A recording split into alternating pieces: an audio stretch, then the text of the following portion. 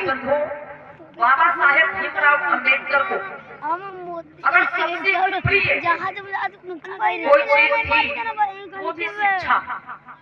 बाबा साहब अम्बेडकर का यह मानना था कि जब हम उच्च से उच्च शिक्षा प्राप्त करेंगे तभी हम अपने समाज के लोगों को हक अधिकार दिला पाएंगे। याद रहे, बाबा साहब अम्बेडकर जब विदेश पढ़ने के लिए जाते हैं, माताएं बहनें ध्यान से सुनिएगा आप लोग, बाबा साहब ने इस उच्च से उच्च शिक्षा को प्राप्त करने के लिए, क्योंकि अगर वो उच्च से उच्च शिक्षा प्राप्त नहीं करते तो कभी भी इस देश के बच्चों को उनके हक अधिकार नहीं दिला पाते। तो बाबा साहब अम्बेडकर जब विदेश पढ़ाई करने के लिए गए, जब बाबा साहब अम्बेडकर अपनी अधूरी पढ़ाई पूरी करने के लिए लंदन जाते हैं, उस दौरान उनके 4 बच्चे खत्म हो जाते हैं। माताएं बहनें आप लोग सुनिएगा इस चर्चा को बड़ी ध्यान से। जिस मसीहा की बदौलत आज सब कुछ आपको मिला हुआ है, उस मसीहा ने कितना बड़ा त्याग, कितनी बड़ी कुर्बानी दी है आपके लिए। बाबा साहब अम्बेडकर जब लंदन जाते हैं अपनी अधूरी पढ़ाई पूरी करने के लिए, तो उस दौरान माता रमाबाई के पास 5 बच्चों की जिम्मेदारी होती है। रमाबाई किसका नाम है? बाबा साहब अम्बेडकर की पत्नी का। माता रमाबाई के पास 5 बच्चों की जिम्मेदारी होती है।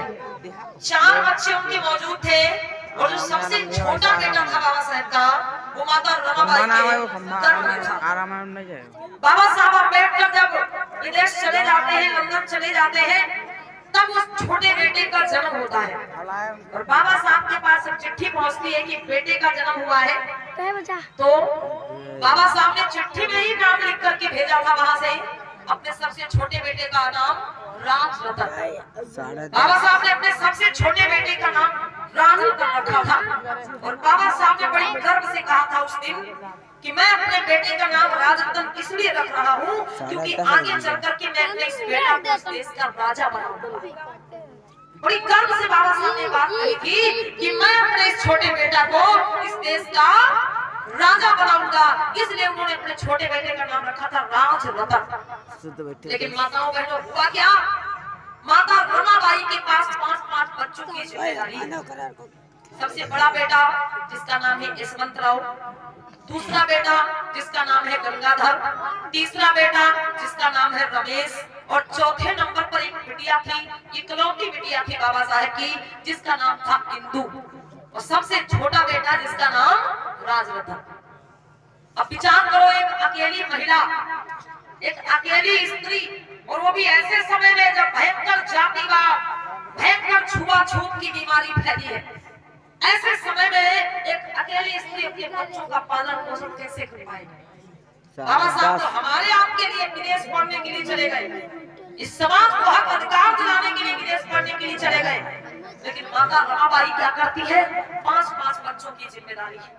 कमाई का कोई साधन, कोई जरिया नहीं है, घर में कोई कमाने वाला भी नहीं है।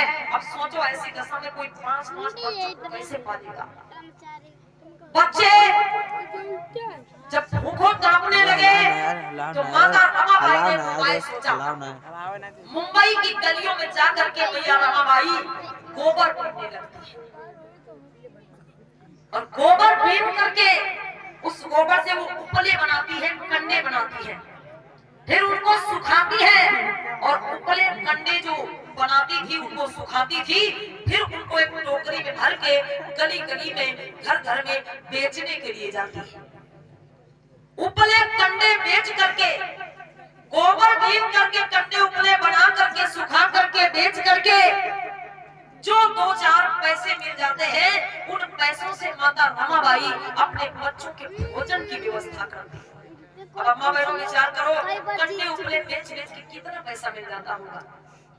बच्चों को भरपेट खाना नहीं मिल पाता। अगर एक दिन बच्चों को रोटी मिल गई तो 2-2, 3-3 दिन तक बच्चों को भूखे रहना पड़ता है। माताओं बहनों ऐसा भी समय आता है जब शाम होती है तो बच्चों को जब भूख लगती है तो रोते हैं, रोटी मांगते हैं। माता रमाबाई जैसे तैसे अपने बच्चों को सुला देती है। बच्चे रोटी मांगते मांगते सो जाते हैं, लेकिन माता रमाबाई रात भर बैठी बैठी रोती रहती। किस लिए? कि मेरे बच्चे शाम को तो भूखे सो गए, लेकिन जब ये सुबह सो के जगेंगे और रोटी मांगेंगे तो मैं क्या दे दूंगी। रात भर माता रमाबाई बैठकर रोती रहती, लेकिन कभी बाबा साहब के पास चिट्ठी नहीं भेजी कि साहब वापस आ जाओ, बच्चे भूखों मर रहे। कभी बाबा साहब से शिकायत नहीं की।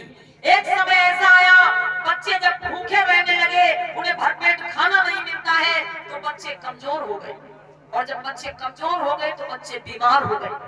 जो दूसरे नंबर का बेटा था गंगाधर, उस बेटा की बहुत ज्यादा तबीयत खराब होती, और जब बेटा गंगाधर की बहुत ज्यादा तबीयत खराब हुई, इलाज के लिए दवाई के लिए पैसा नहीं था माता रमाबाई के पास, बीमारी से तड़प तड़प करके उस बेटा की मौत हो जाती। और जिस दिन बेटा गंगाधर की मौत हुई, माता रमाबाई के पास एक पैसा नहीं था कि अपने बच्चे के लिए कफन मंगा देती। पुरानी साड़ी के टुकड़े में लपेट करके बच्चे को दफन करवाया। थोड़ा और समय बीता माताओं बहनों, जो तीसरे नंबर का बेटा था जिसका नाम था रमेश, बहुत अधिक बीमार हुआ, और जब बेटा रमेश बहुत अधिक बीमार हुआ तो उस दिन भी माता रमाबाई के पास पैसे नहीं थे कि अपने बेटा का इलाज करवा ले। बच्चा इतना बीमार हुआ कि बाबा साहब के 2 बेटे मर चुके, और जब ये दोनों बेटे मरे तो ऐसी स्थिति थी कि माता रमाबाई बच्चों के लिए कफन भी नहीं ला पाई। अपनी पुरानी साड़ी के टुकड़े को फाड़ के और उस पुराने कपड़े में लपेट के बच्चों को दफन कराया। विचार करो माताओं बहनों, कौन माँ हो सकती है जो अपने बच्चों के लिए इतना कुछ बर्दाश्त कर ले और अपने पति से शिकायत न करे? कौन स्त्री ऐसी हो सकती है? माता रमा ने बाबा साहब से कोई शिकायत नहीं करी, क्योंकि माता रमाबाई को ये लगता था कि अगर मैं अपने साहब के पास चिट्ठी भेजूंगी, अगर मैं अपने साहब से बात बताऊंगी, तो मेरे साहब अधूरी पढ़ाई छोड़ करके फिर वापस चले आएंगे। क्योंकि एक बार बाबा साहब पैसा न होने के कारण अधूरी पढ़ाई छोड़ करके वापस चले आए थे, और दोबारा जैसे तैसे पैसे का प्रबंध करके तो माता रमा ने सोचा अगर मैं शिकायत करूंगी तो मेरे साहब फिर अधूरी पढ़ाई छोड़ के वापस चले आए। शिकायत नहीं की, बंद कर दे। एक समय ऐसा आता है माताओं बहनों कि इकलौती बेटी बाबा साहब की एक बेटी बहुत बीमार हुई, और बच्चे बीमार क्यों हो रहे हैं? क्योंकि उनको भरपेट खाना नहीं मिलता, कमजोर हुए और बीमार हुए। जब बिटिया बहुत ज्यादा बीमार हुई तो माता रमाबाई कि मेरे दोनों बच्चे खत्म हो गए, कहीं ऐसा ना हो मेरी बिटिया को भी कुछ हो जाए। माता रमाबाई दिन रात मेहनत करती है, मुंबई की गलियों में सारा दिन गोबर बीनती है, कंडे बनाती है, उन्हें सुखाती है, और फिर घर घर में जाकर के हाथ जोड़ जोड़ करके माता रमाबाई कंडों को बेचती है कि हे भैया हे बहना मेरे कंडे ले लो, मेरे बच्चे भूखों मर रहे हैं, मेरी बिटिया बहुत बीमार है।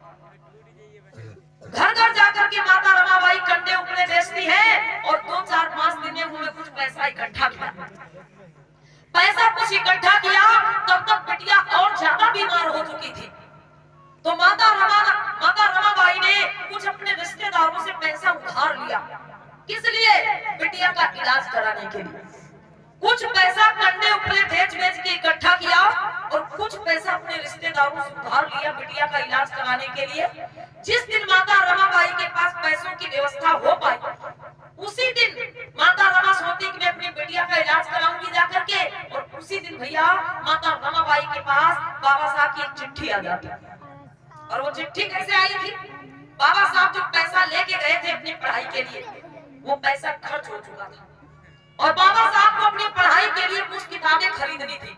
अब किताबें खरीदने के लिए बाबा साहब के पास पैसा नहीं था, तो बाबा साहब ने माता रमाबाई के नाम चिट्ठी लिखी, और उस चिट्ठी में यही लिखा था कि हे रमा, मैं जो पैसा लेकर के आया था वो पैसे खत्म हो चुके हैं, और मेरी पढ़ाई के लिए मुझे कुछ किताबें बहुत जरूरी खरीदनी है। अगर मैं वो किताबें नहीं खरीदूंगा तो मेरी पढ़ाई सही से नहीं हो पाएगी, इसलिए हे रमा हो सके तो कुछ पैसों की व्यवस्था करके भेज दो।